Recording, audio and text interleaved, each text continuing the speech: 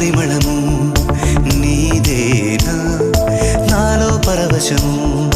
నిజమేనా బొండు మల్లి పువ్వు కన్నా తేలికగు నీ సోకు రెండు కళ్ళు మూసుకున్నా లాగు మరి నీ వైపు